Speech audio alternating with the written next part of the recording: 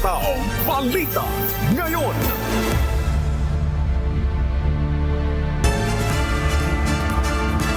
Magandang umaga, Luzon, Visayas, Mindanao at sa buong mundo. Oras po natin sa buong kapuluan, alas 5:01 na po ng umaga, Philippine Standard Time.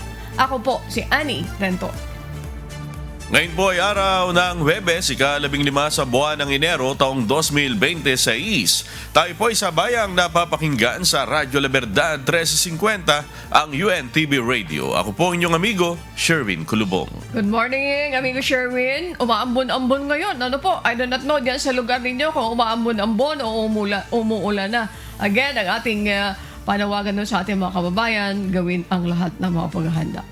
Good morning, Annie. Tama ka dyan dahil meron tayong sama ng panahon at ilang lugar sa Bicol Region ay nagkansela na ng klase ngayong araw. Wala tayong naranasang pag-ambon pero kagabi umulan sa amin dyan sa Calamba, Laguna at kanina marami tayong mga nakasabay na truck dyan sa sa SLEX at dyan sa Bikutan. Ang masama pa dyan, Ani, nandun sila sa fast lane at mabilis talaga yung kanilang takbo pagka ganitong madaling araw. Delikado, Ani, pagka ganyan ng mga motorista natin o driver ng mga malalaking truck. Yan ang rason ba't hindi ako natuto mag-drive. Dahil dyan, kasi syempre, ikaw, nag-iingat ka, pero maraming hindi nag-iingat sa kalsada. Mga kasambahay, sinasabi nga na napakarami, dumadami, tumataas ang bilang ng mga aksidente sa ating kalsada. Kaya kinakailangan, lagi tayo magre-remind sa ating mga motorista na dapat gawin ang iba yung pag-iingat at magbaon ng maraming pasensya. Samantala, simulan na natin ang balitaan. Narito ang malalaki at makabulog balita ngayong araw.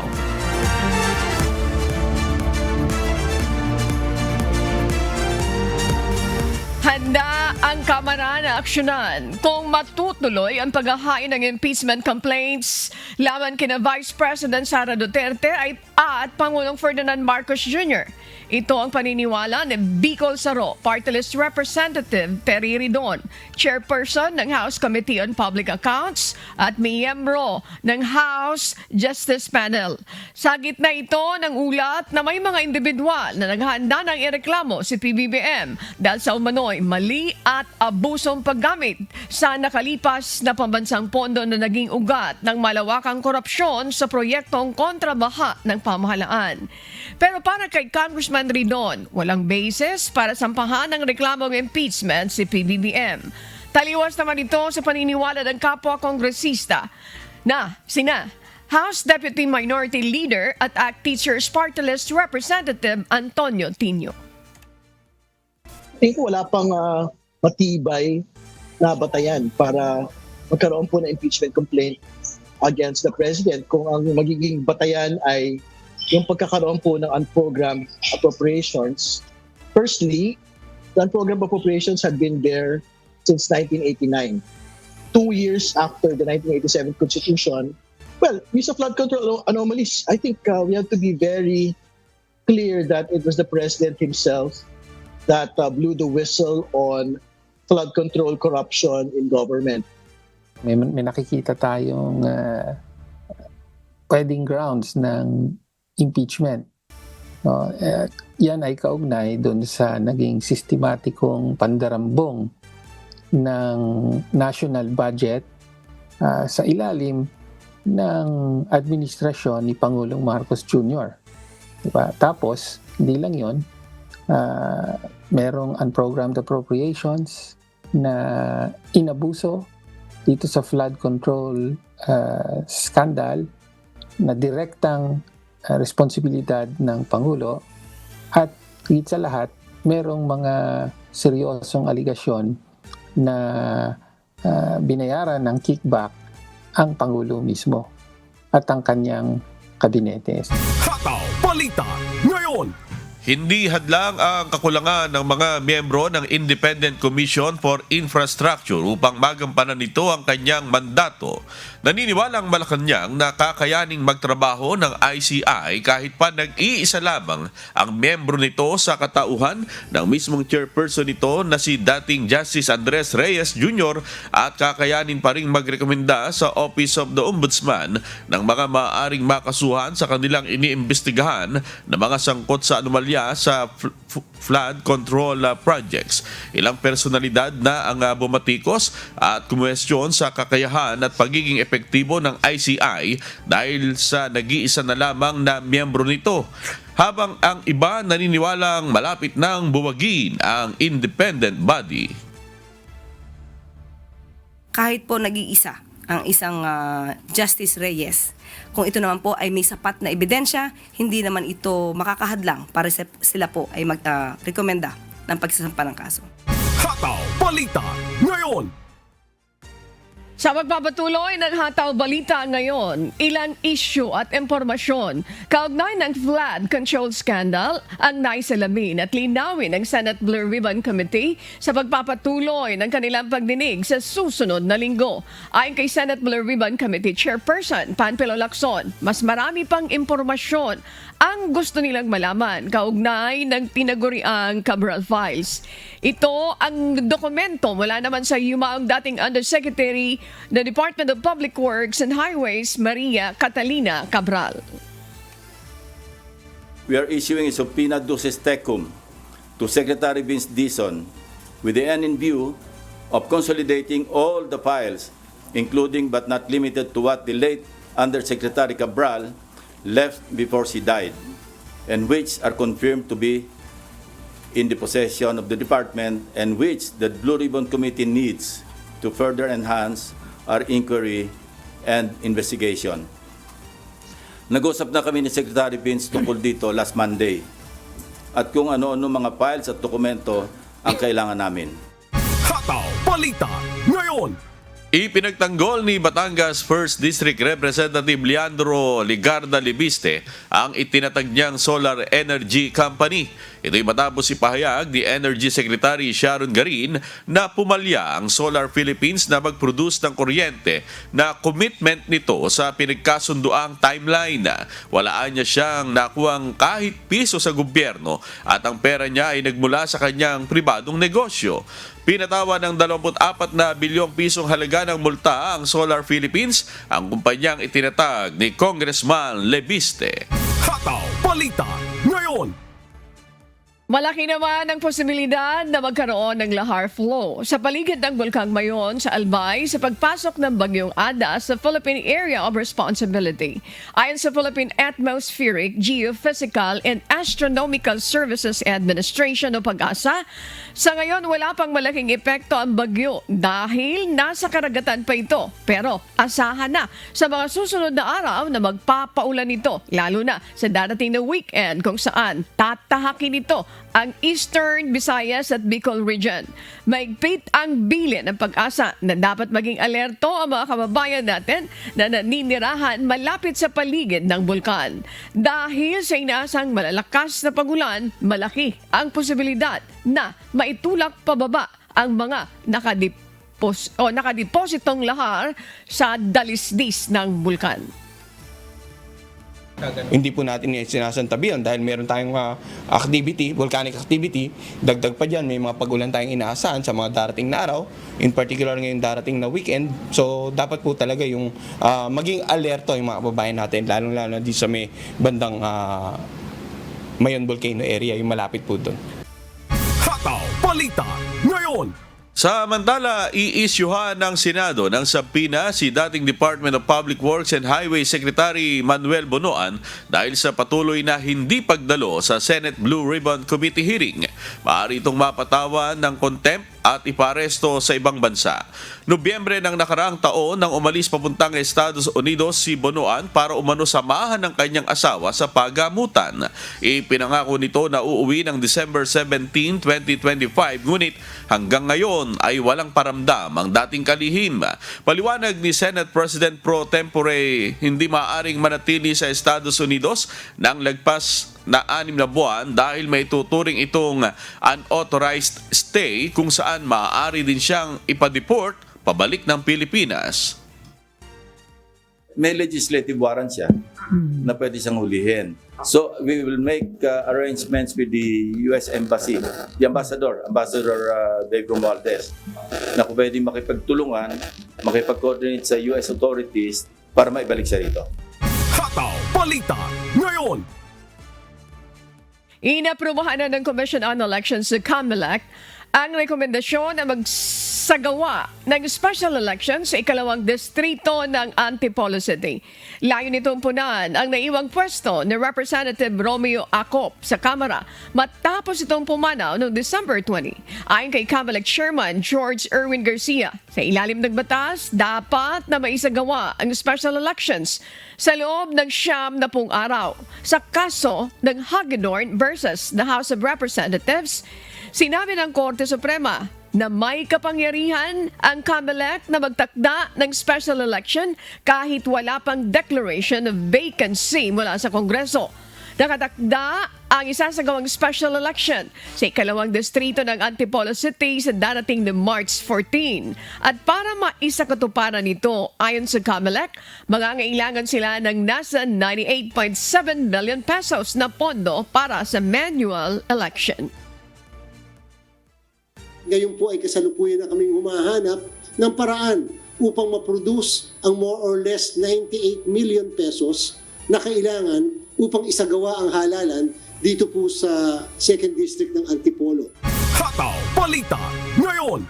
Naaresto na ng Philippine National Police Criminal Investigation and Detection Group ang 9 na pulis at 7 sibilyan na sangkot sa kaso ng missing sa Bungeros. Ito'y matapos na isilbi ang warrant of arrest na inisyu ng Branch 26 ng Santa Cruz, Laguna Regional Trial Court sa 16 mula sa 18 individual. May kaugnayan ito sa kinakaharap nilang kaso na serious illegal detention at kidnapping with homicide. Ayon kay CIDG Director Police Major General Robert Alexander Morico, nasa kustodiya na ngayon ng CIDG ang mga naaresto, kabilang mga pulis na Lieutenant Colonel ang pinakamataas na rango. Agad isinailalim ang mga naarestong akusado sa booking procedures. Right now, together with other units of the Philippine National Police like Highway Patrol, Intelligence Group, we have in our custody 9 police officers and 6 civilians. Yes. 6 civilians po, mga ni security ni Atong Ang dati po accused. The operation is ongoing. We're going to account all. We will do our best, perform the marching order coming from the Chief PNP. I ask Mr. Atong Ang to peacefully surrender na lang. Hataw Balita ngayon. Dumadaing ang mga health worker mula naman sa apat na government-owned and controlled corporations, hospitals o GOCC na hindi pa rin sila nabibigyan ng medical allowance para sa taong 2025. Kahapon, naglunsad ng lunch break protest ang mga empleyado mula sa National Kidney Transplant Institute, Philippine Heart Center, Philippine Children's Medical Center at Lung Center of the Philippines. Git ng grupo, nabigyan na ang ibang ospital at bukod tanging sila na 4 na ospital na lamang ang wala pa. Samantala, ayon naman sa Department of Health, magbibigay sila ng komento sa bagay na ito pagkatapos niyang linawin sa mga kinaukulan. Ayon sa DOH, ang pinakamahusay na hakbang para sa mga naagrabyado ay iapila ang pagtanggi ng hospital management sana may ginigit na benepisyo sa Board of Trustees ng mga GOCC hospital. Ang Board of Trustees ang siyang may diskresyon na timbangin ang mga merito ng mga reklamo at magdesisyon batay sa ebidensya at batas para sa agarang resolusyon ng mga ito. So bakit sinisingle out ang 4 na GOCC na dapat ay kasama ring makatanggap dahil kami rin naman ay public health workers. So ayun ang aming laban dahil buong 2025 hindi nila kami binigyan. Ang kautosang ito, EO number 64, ay kasama sa standard allowances and benefits ng mga empleyado ng gobyerno. Ibig sabihin ito ay dapat tauna naming matanggap.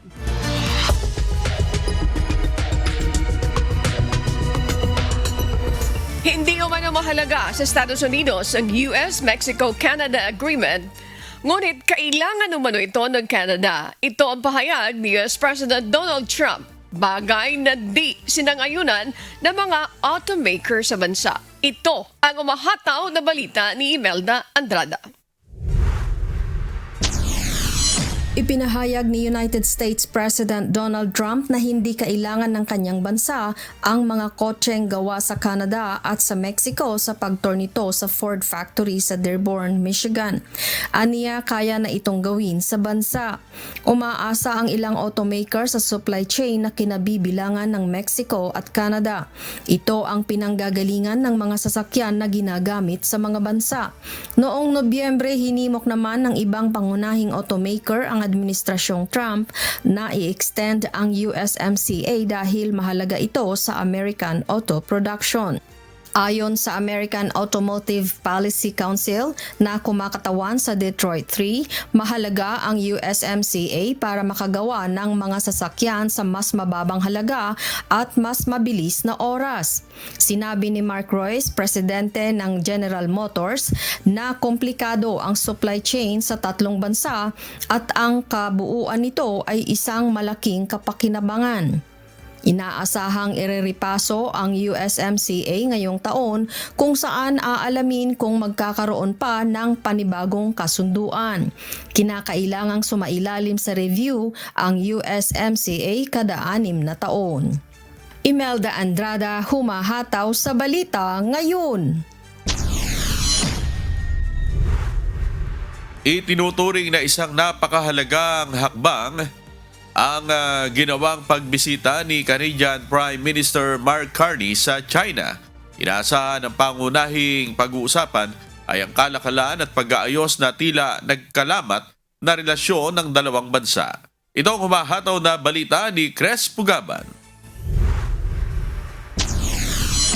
Kasalukuyang nasa China si Canadian Prime Minister Mark Carney upang talakayin ang kalagayang pang-ekonomiya at pabutihin ang diplomatikong relasyon ng dalawang bansa. Ito ang unang pagkakataon na ang pinuno ng Canada ay bumisita sa China sa loob ng halos isang dekada.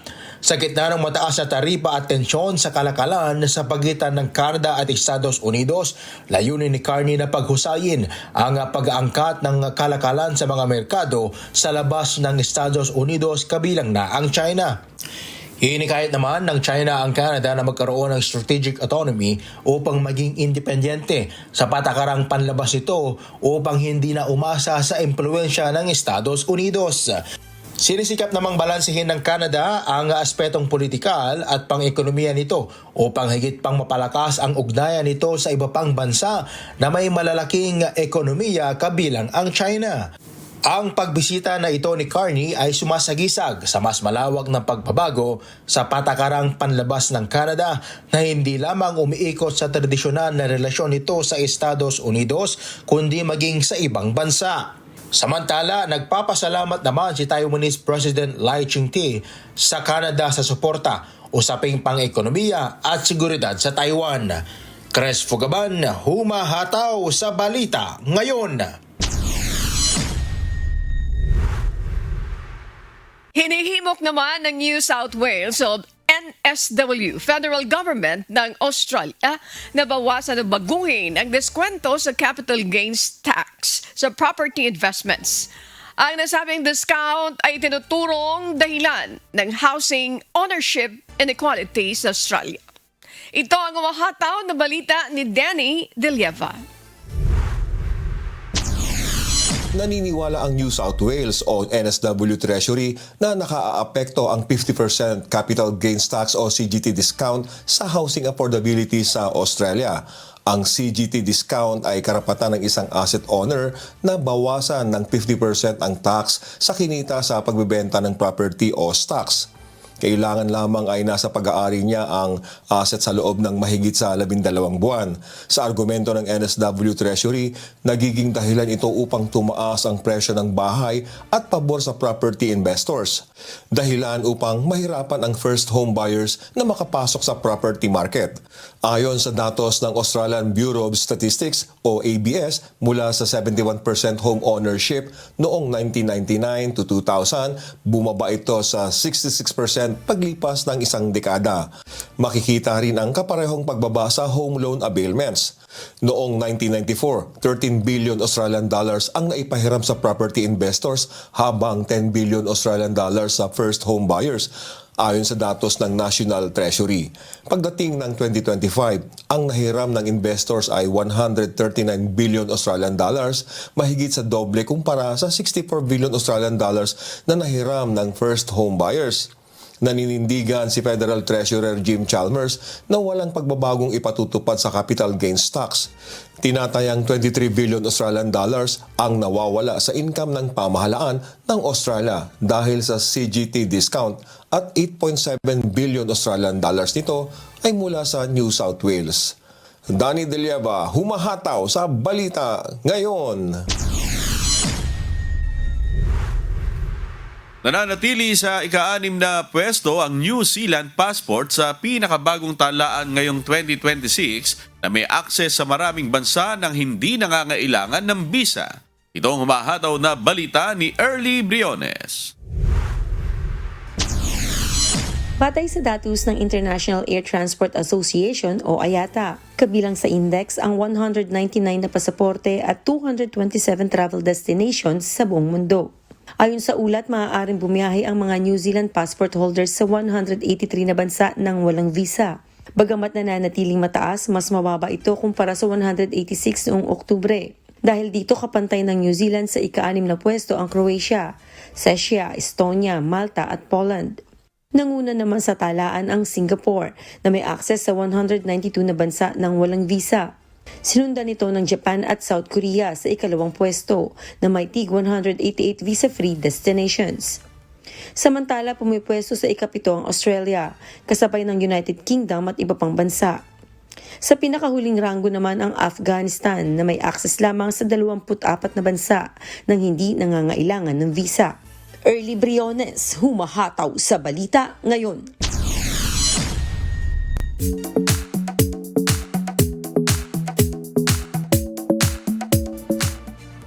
Panibagong taon, panibagong dekada para sa Wish 1075. Matapos ang ika-11 edisyon ng Wish Music Awards, hindi lamang ito basta isang selebrasyon, kundi gabi ng pagkilala sa musika at talentong Pilipino. Si Jed Neresina, humahataw.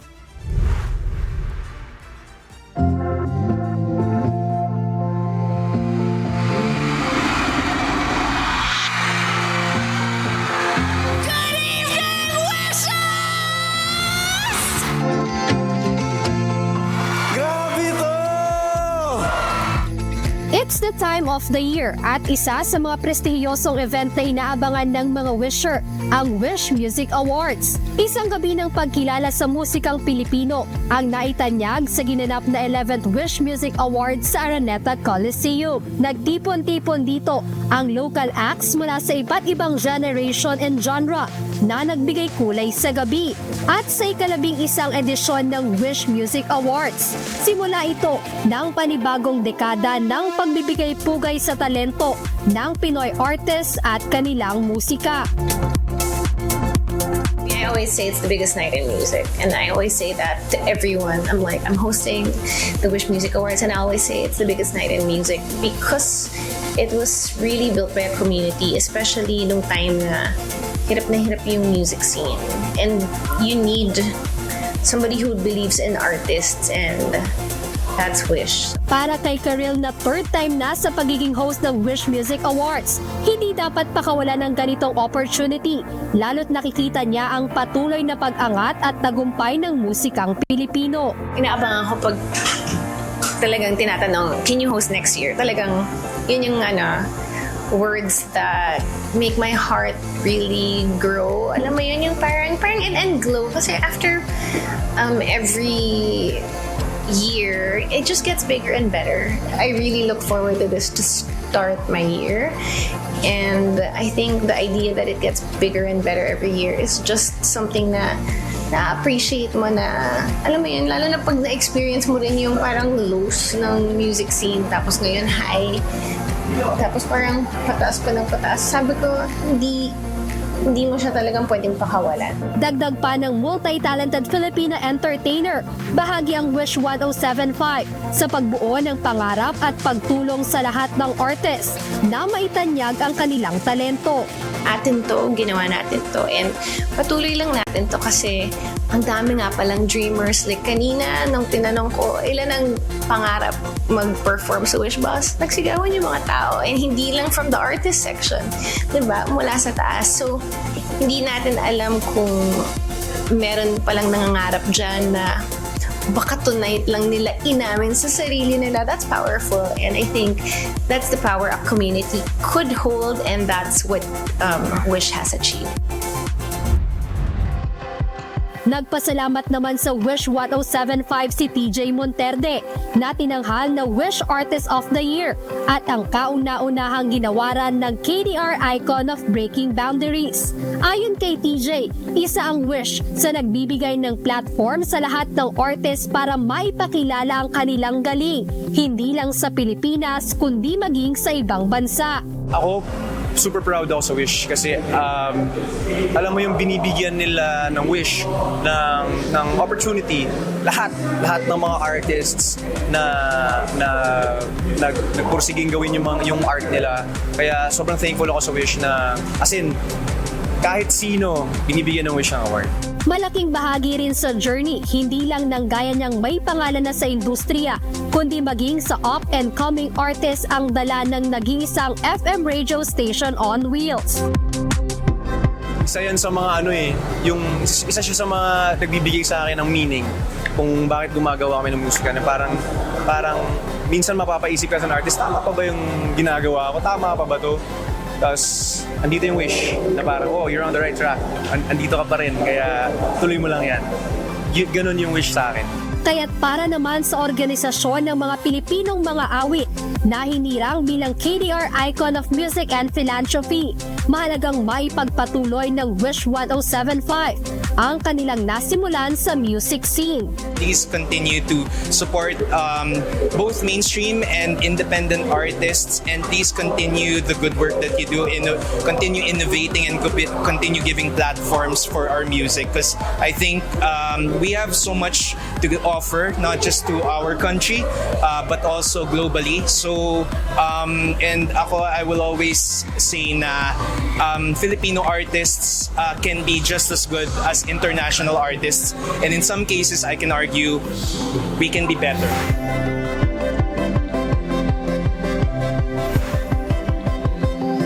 Hindi lang isang selebrasyon na sumasalamin sa tunay na diwa ng original Filipino music ang hatid ng Wish 1075, kundi bahagi na rin ito ng journey ng lahat ng artist anuman ang henerasyon at genre ng kanilang musika. Jed Neresina, humahataw sa balita ngayon.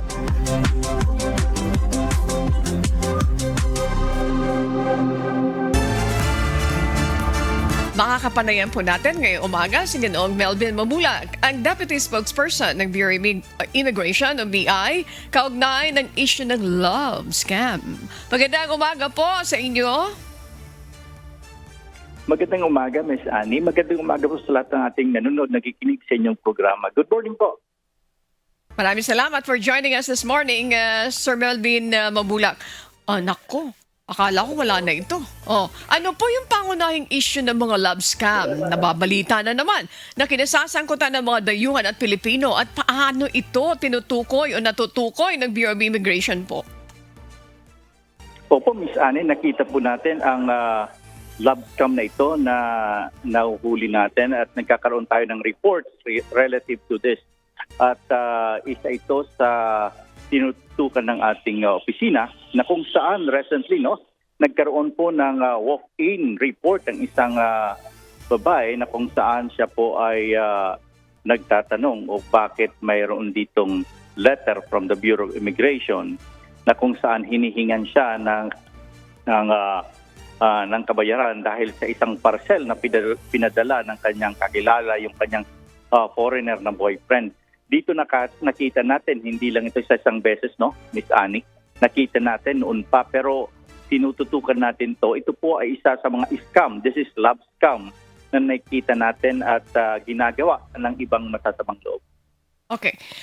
Paano po minomonitor ng Bureau of Immigration yung mga dayuhang posibleng sangkot dito sa love scam na ito? At ano yung palatandaan na dapat bantayan ng publiko po, Sir Melvin? Opo, yes po, binabantayan po natin dito. We're very active po tayo sa ating social media, sa ating website. At the same time, cooperation, coordination po ito ng ating mga kasamahan sa PNP at sa NBI. Ito po ay ang mga red flags po nito, no? Dapat alam po natin yung ating mga kababayan. Sila po usually kinakaibigan sila, magpapakilala na nasa labas, may panahon magbibigay pa ng mga picture, pero hindi naman talaga sila nag-uusap na kinakausap sila sa video, no? Usually hindi pa sila nagkita. At ang isang gagawin nila, sasabihin na nagpadala ako sa inyo sa Pilipinas pero na-hold ng Bureau of Immigration yung kanyang bagahe, yung kanyang pinadala. Kaya nangangailangan ito na magkaroon ng penalty o bayaran. Yan po ang mga indication, no? Usually hindi pa sila nagkita at ang karamihan po sa kanila ay ang ginagawa po huhututan lang po. Pero even if you look thoroughly doon sa mga pinapadala, talagang kakaiba. Kasi kung titingnan po ninyo, ang Bureau of Immigration ay hindi naman po tayo in charge sa pag-monitor sa mga parcel. More tayo sa dokumento ng tao. Hindi po tayo sa mga cargo.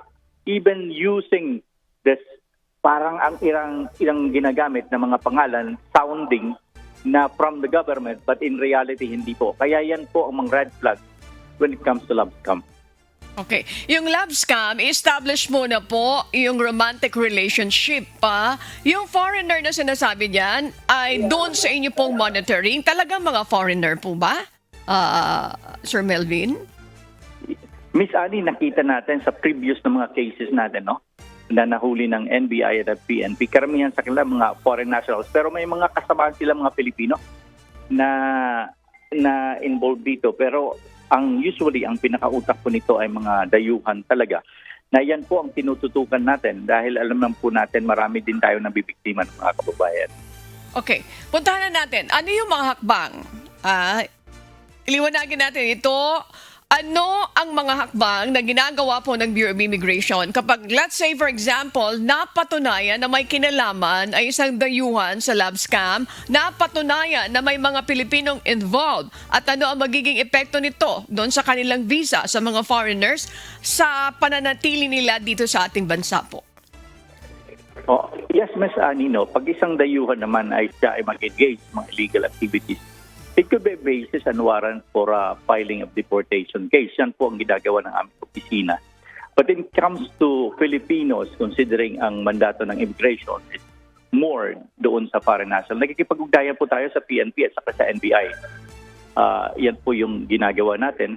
At marami naman po tayong nakitang mga success stories na nangyari at nahuli. At basically, pag foreign nationals, before, though magkaroon tayo ng deportation, they have first to be accountable sa kanilang kaso. Kasi mahirap naman ipa-deport natin, mayroon pa silang kinakahanap na kaso. Baka makawala pa sila. Pero ang tinitingnan po natin, dapat managot sila. Kung sila ay nagkaroon man ng mga illegal activities dito, managot muna sila sa ating mga korte. But at the same time, yung admin case pertaining sa deportation, nagpro-proceed po yan, Mr. Okay. Doon sa monitoring nitong mga foreign national na ito na involved sa love scam, you are not allowed to wiretap? Ay, medyo wala po tayong kakayahan yan, if ever, no? Kaya nakikipag-ugnayan po tayo sa sa cyber division ng PNP at saka ng NBI dahil sila ay may kapabilidad din. Ang ginagawa po ng Bureau of Immigration, ini-ensure po natin ang ating social media natin, ang ating information dissemination, ay talagang binibigyan natin ng emphasis din po ito.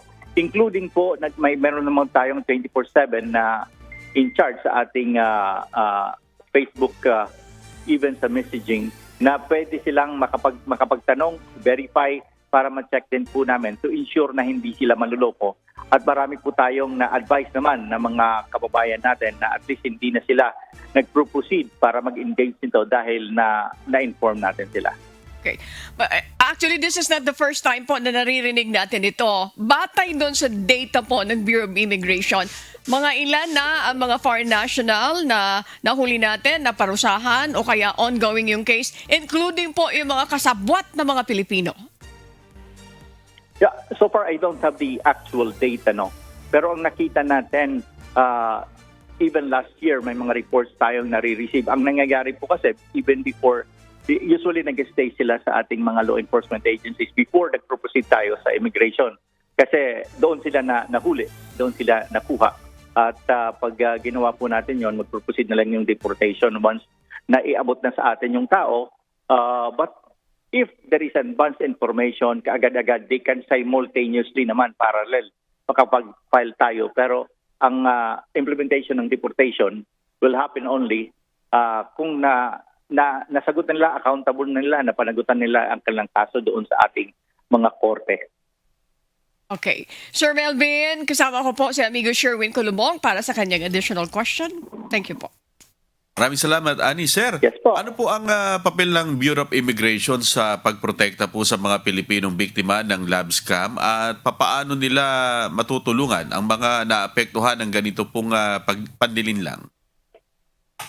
Yes po sir, ang immigration man po ay tayo po ay nakikipag-ugnayan din po sa ating mga law enforcement agencies, that's why sa PNP at sa NBI. At the same time din po yung dissemination natin ng information, no, kasi maraming maling konsepto na ang pati yung bagahe ay jurisdiction ng Bureau of Immigration. Sa ibang bansa po kasi yung immigration customs isa lang, pero sa Pilipinas separate po ito.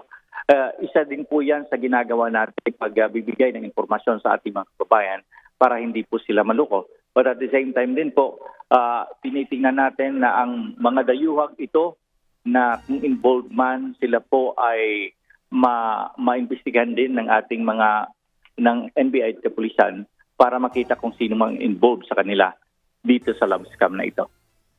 Alright, maraming salamat po Sir Melvin. Back to you, Annie. Maraming salamat, amigo Sherwin. At this point, quick message or reminder sa ating mga kababayan, Mr. Melvin, para hindi sila mabiktima. Ito napakatagal na problema ng love scam na hanggang ngayon hindi nagtatanda yung ibang mga kababayan natin. Go ahead po, Sir Melvin. Yes po, sa ating mga kababayan po, no? We are warning, informing sila na mag-ingat din po, wag basta-basta maniniwala.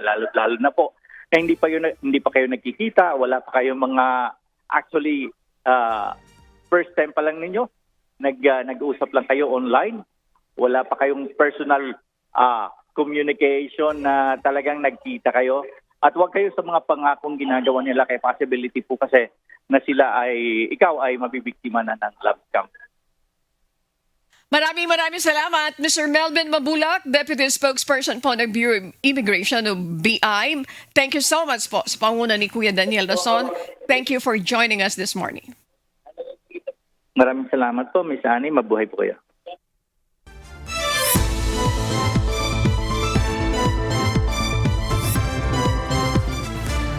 Naka-red alert ang Emergency Operations Center ng Camarines Sur Provincial Disaster Risk Reduction and Management Council dahil sa inaasahang epekto ng Tropical Cyclone Ada.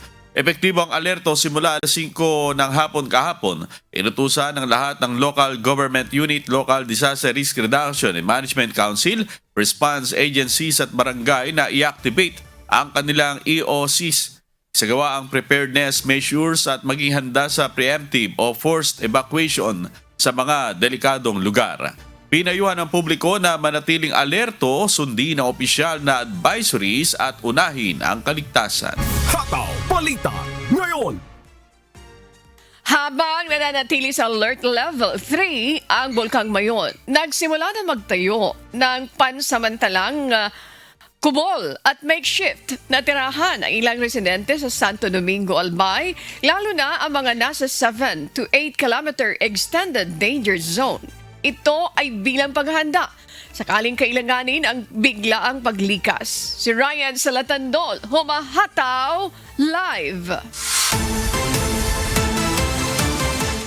Ryan, magandang umaga sa iyo. Ano ang katwiran ng mga residenteng naunang lumikas gayong wala pang abiso ang pamahalaang lokal dyan?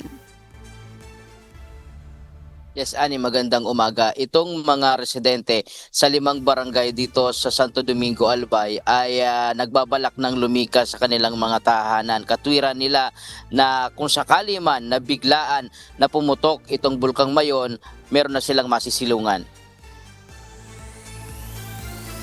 Ani, tuloy-tuloy ang pagtatayo ng mga pansamantalang kubol ng mga residente mula sa Barangay Lidong, San Fernando, San Isidro, Santa Misericordia at Fidel Sortida, Santo Domingo, Albay na sakop ng 7 to 8 kilometer extended danger zone ng Bulkang Mayon. Ilan sa mga residente tulad ni Nanay Amelia ay gumagawa ng pansamantalang tirahan na gawa sa anahaw bilang paghahanda sakaling biglang kailanganin ng paglikas. Ayon sa kanya, para ito sa kaligtasan ng kanyang mga apo kung sakaling sumabog ang bulkan. Nag-ano lang kami para sa mga apo, mahirap na. Pag nag-ano ang Mayon Volcano, habang nag-ano siya, mayroon na kaming mapupuntahan. Kawawa naman kasi yung mga bata. Dating dito naman kami talaga. Kahit noon pa, dito na kami talaga. Yan ang pinaghahandaan dahil sa mga apo lang. Naman, pag nakikita namin na nag-ano na talaga siya, siyempre may kunting nervyos din, natatakot kami. Minsan natataranta ako, hindi ko alam kung anong gagawin ko. Sariling pera ng mga residente ang ginamit sa pagtatayo ng kanilang pansamantalang tirahan. Mas minabuti rin ni Henry Bermas na maghanda ng malilipatan ng kanyang pamilya kahit wala pang evacuation order. Evacuate lang po ng yung mga kabataan para kung sakali manaanan, pumutok yung bulkan. Makalikas na po kami nun. Ayon sa pamahala ng Albay, kung tumaas ang aktibidad ng Mayon at itaas sa Alert Level 4, nasa 50,000 hanggang 80,000 mga residente ang maaaring ilikas mula sa apektadong lugar. Sa kabila ng kanilang paghahanda, humihingi pa rin ng tulong ang mga residenteng planong lumipat sa kanilang mga kubol upang matiyak ang kanilang kaligtasan. Humihingi po kami ng tulong na habang nandito po kami sa mga evacuation center, humihingi po kami ng tulong na pagkain, tubig, lahat-lahat na po yung mga pambili ng mga mga pagkain ng mga bata, vitamins. Samantala, ayon sa Albay Public Safety and Emergency Management Office o APSIMO, nailikas na ang lahat ng residente sa loob ng 6 kilometer danger zone ng Bulkang Mayon. Actually, yung evacuation efforts supposed to be tapos na yung 6 kilometer. So, nandiyan na ito yung data. 4,133 persons or 1,133 families all over Albay na nasa 6 kilometer permanent danger zone. Nandyan na sila sa kanya-kanyang mga evacuation centers. Batay naman sa kuha ng Phibox Legazpi Observatory, naitala ang lava fountaining na umabot sa 100 metro mula sa bunganga ng bulkan. Nananatili sa Alert Level 3 ang Mayon habang patuloy ang mataas na aktibidad na senyales ng posibleng pagputok nito anumang oras. Ani, amigo, ngayon ay nakabandera na dito sa buong probinsya ng Albay ang signal number 1 dito sa Bagyong Ada at kanselado na din ang lahat ng pasok sa paaralan dito sa buong probinsya. Then muna ang latest live mula dito sa Legazpi City, Albay. Balik sa iyo, Ani. Maraming salamat, Ryan Salatandol, nagulat ng live mula po dyan sa Legazpi City. Hataw Balita ngayon. Nagpaalala ang Philippine Institute of Volcanology and Seismology o PIVOC sa publiko na manatiling alerto matapos makapagtala ng 45 volcano tectonic earthquake sa Canlaon Volcano sa Negros sa nakalipas na 24 na oras. Ayon sa PIVOC, naitala ang lindol ng 12 a.m. kahapon, may lakas na 0.6 hanggang 3.9 magnitude at nasa 0 hanggang 13 kilometers ang lalim sa hilagang kanluran ng bulkan. Ayon kay Marie Andeline Quintia, Science Research Specialist ng Canlaon Volcano Observatory, ang epicenter ay nasa pagitan ng La Carlota at Bago. Posibleng dulot ito ng paggalaw o pag-usad ng magma sa ilalim ng bulkan. Nananatiling nakatas sa Alert Level 2 ang Bulkang Canlaon, nangangahulugan na may increased unrest at pwedeng magkaroon ng pagsabog tulad ng nangyari noong Hunyo 2024, December 2024 at May 2025. Hataw Balita ngayon. Isang sunog ang sumiklab kaninang hapon o kahapon sa tanggapan po ng DPWH Cordillera sa Baguio City na agad namang naapula ng mga bombero. Si Grace Doctolero humahataw.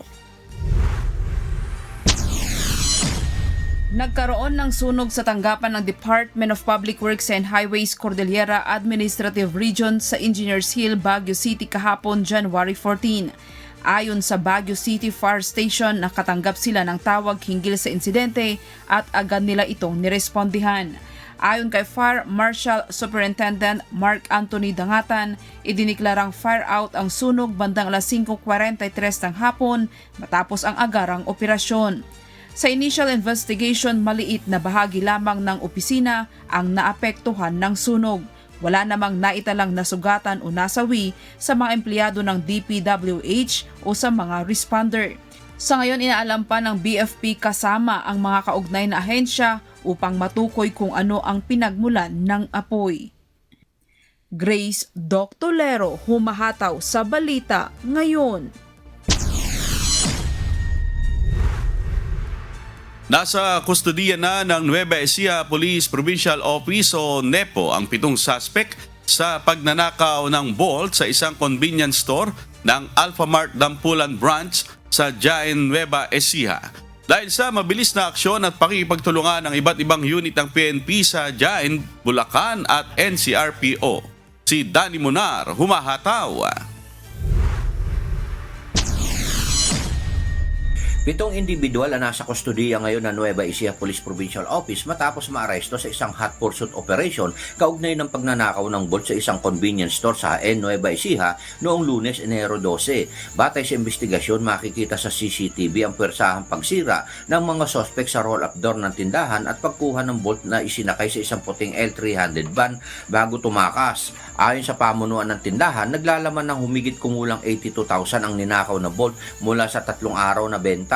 Agad na nai-report ang insidente at sa tulong ng tracking device at pinagsamang operasyon ng pulisya mula sa HN, Bulacan at NCRPO, mabilis na natuntun ang mga sospek. Sa loob ng 6 hanggang 8 oras, naaresto ang mga ito sa kanilang pinagtataguan sa Greater Lagro, Novaliches, Quezon City. Na-recover naman ang mga ninakaw na gamit, pati ang sasakyan ginamit at plaka. Nakumpiska rin sa mga sospek ang isang shotgun, isang 9mm na baril, droga at mga gamit na ginamit sa pagnanakaw.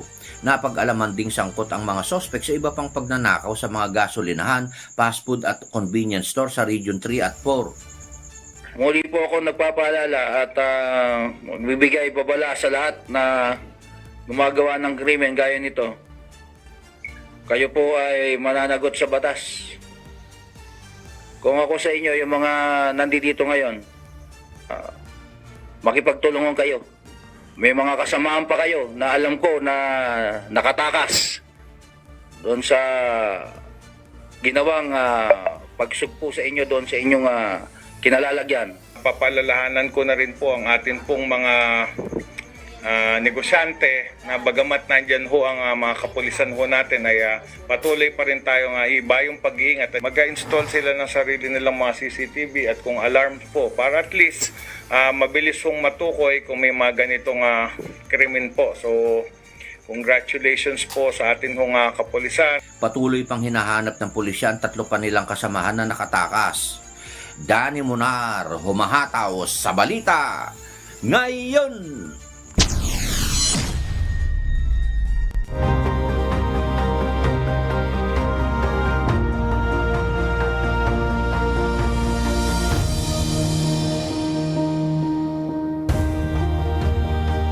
Nasa critical na level ang supply ng dugo sa lalawigan ng Masbate.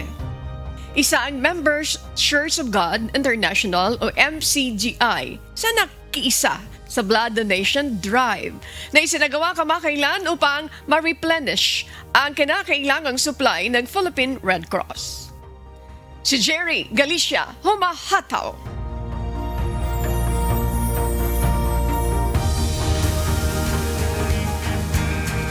Isa si Sergeant Michael Lirio ng Philippine Army 3rd Civil Military Operation Unit na naniniwalang mabuting pagkakataon ang makapag-donate ng dugo.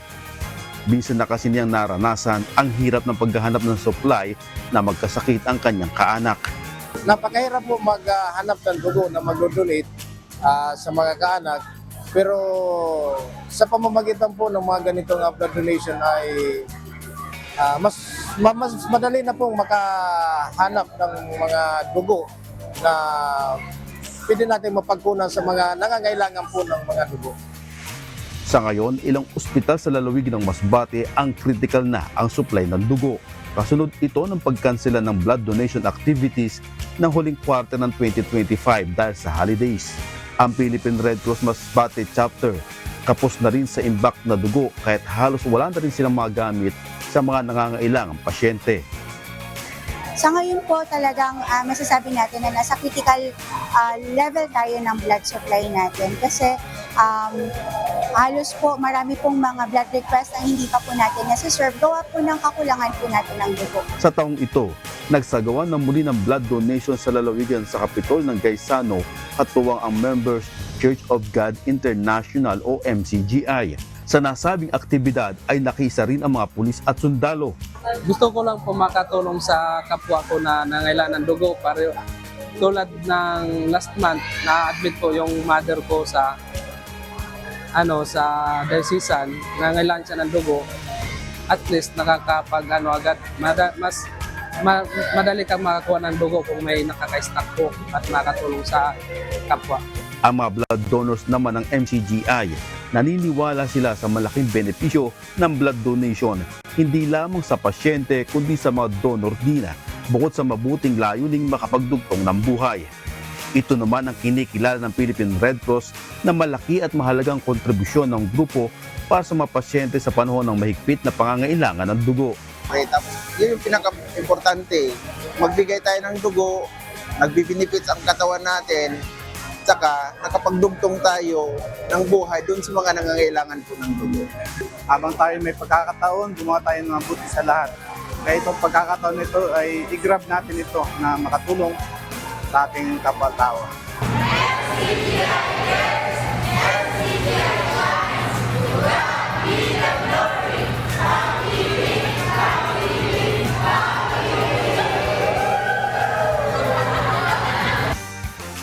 Jerry Galicia, humahataw sa balita ngayon.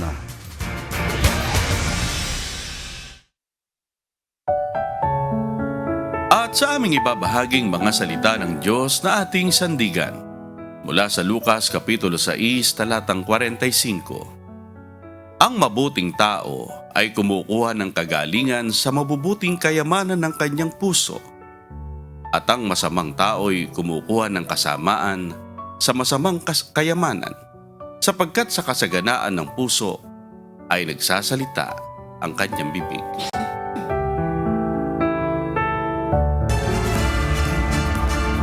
At yan Yan pong mga umahataw na balita ngayong umaga ng Huwebes, ikalabing 5 sa buwan ng Enero 2026. Ako po inyong amigo, Sherwin Kulubong. Thank you very much, amigo Sherwin. Sabi ni Adet, wala nagbate. Sa ngalan po ng lahat ng bumubuo ng UNTV News and Rescue. Yan, Diyosa. UNTV Radio La Verdad 1350 at ng ating mga correspondent mula sa Pilipinas at sa iba't ibang panig ng mundo. Carl, thank you. Yan, Christian and Jerickson. Thank you also sa ating yung ating technical director, si Rap. Thank you very much. Maraming salamat, Rap. Oh, paalam na daw ako. Ani Rentoy, nagsasabing magandang umaga po. At dito sa UNTV at UNTV Radio La Verdad 1350, Diyos ang aming sandigan, serbisyo publiko ang aming pinahahalagahan. Susunod na po, good morning kuya, salamat po sa Diyos at magandang umaga.